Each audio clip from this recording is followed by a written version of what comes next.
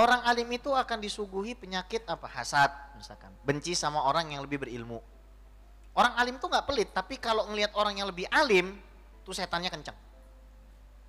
Nah teman Anda ini dikibulin sama setan. Kamu kan sudah mantap sholatnya. Jadi kayak setan saya.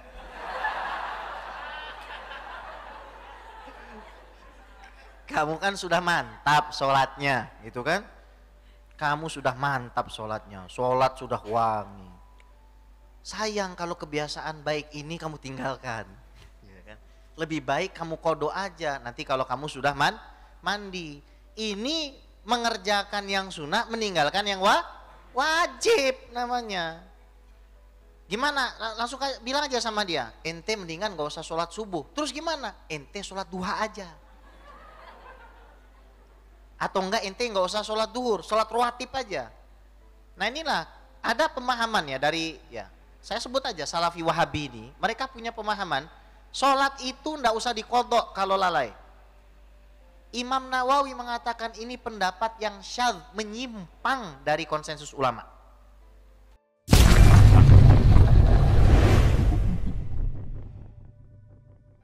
Datang ke tetangganya gitu kan. Ya Allah ampunilah mereka, mereka tidak faham sunnah. Ya Allah, sunnah. Tidak faham sunnah katanya. Ada orang nanya hadis kemarin di Palembang. Ini hadisnya sahih enggak?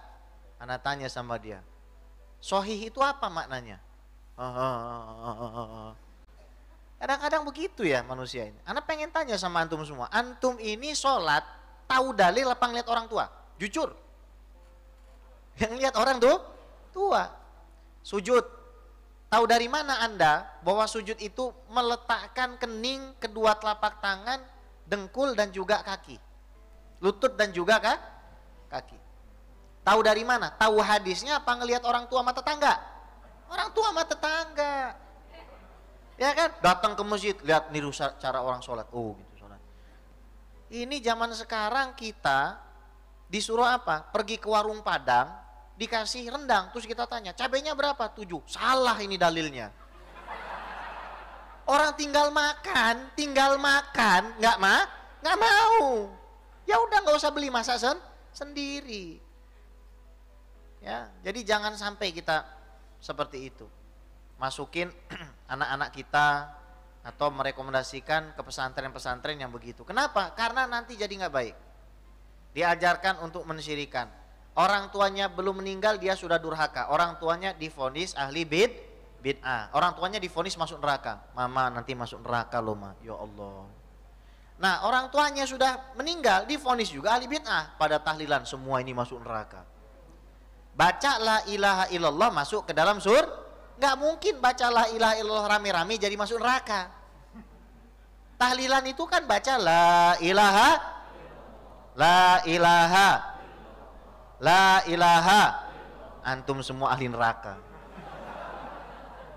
Sudah zikir berjamaah. Jangan ikutin model begitu. Baik, ada lagi? Fadol. Itu silakan.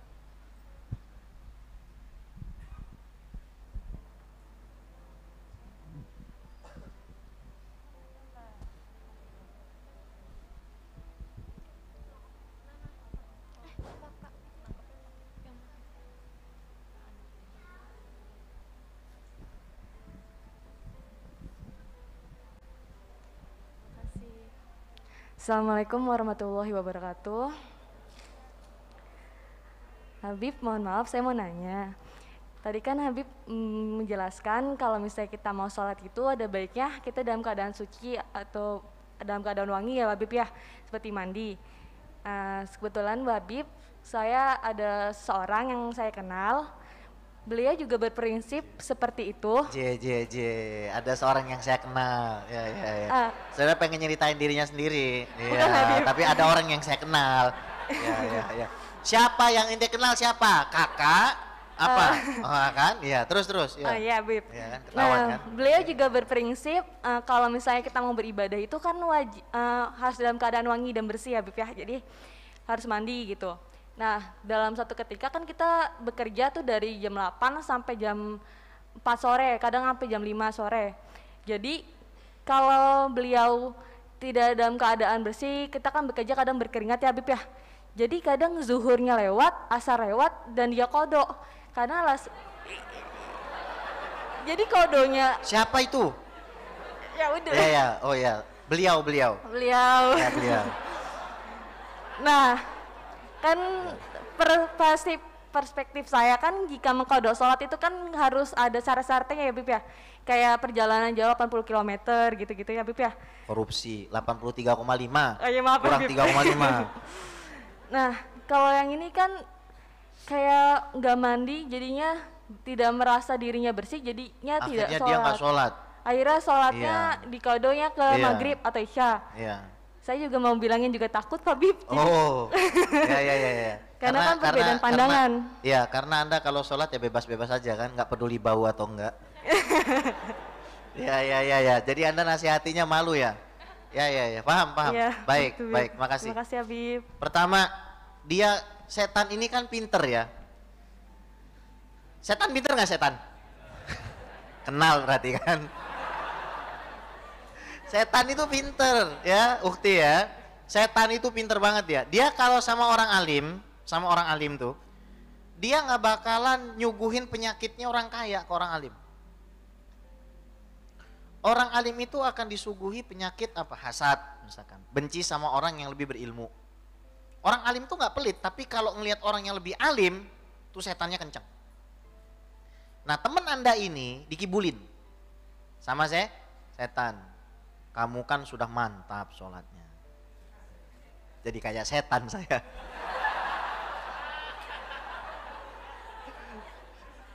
Kamu kan sudah mantap sholatnya, gitu kan? Kamu sudah mantap sholatnya, sholat sudah wangi. Sayang kalau kebiasaan baik ini kamu tinggalkan. Ya kan? Lebih baik kamu kodo aja, nanti kalau kamu sudah mandi. Ini mengerjakan yang sunnah, meninggalkan yang wajib namanya. Gimana? Langsung bilang aja sama dia, ente mendingan gak usah sholat subuh. Terus gimana? Ente sholat duha aja. Atau enggak ente gak usah sholat duhur, sholat rawatib aja. Nah inilah ada pemahaman ya dari saya sebut aja Salafi Wahabi ini. Mereka punya pemahaman sholat itu ndak usah dikodok kalau lalai. Imam Nawawi mengatakan ini pendapat yang syadz, menyimpang dari konsensus ulama. Ulama 4 mazhab itu sepakat kalau orang meninggalkan sholat harus diganti. Antum punya hutang gak bisa diganti dengan sedekah. Mengkodok sholat itu tetap wajib, dalilnya Bukhari Muslim. Man nasiya sholatan fal yusolliha idza dzakaraha la kafarata laha illa dzalika. Siapa yang lupa mengerjakan sholat, maka hendaknya dia mengganti dan tidak bisa diganti kecuali dengan sholat itu. Logikanya kan begini hadirin, kalau lupa saja harus ganti, apalagi sengaja Antum tahu kata Imam Ibnu Hajar Al-Haytami, wajib hukumnya bagi orang yang punya hutang sholat menghabiskan seumur hidupnya untuk mengganti sholatnya. Kalau dia mengerjakan amalan selain daripada mengganti sholatnya, dosa. Nah ini punya waktu untuk sholat, malah milih sholatnya supaya dikodok dengan alasan yang tidak bisa tidak boleh. Jangan sampai seperti itu. Kasih tahu temannya untuk ngaji di MRBJ. Ya, kalau Anda takut ngasih tahu, ya suruh ketemu dengan kita. Ya, insya Allah nanti kita nggak kasih tahu juga. Ya, baik, silakan. Ada lagi nggak? Bib, dari YouTube lagi, satu lagi. Dari Naili Fadilah.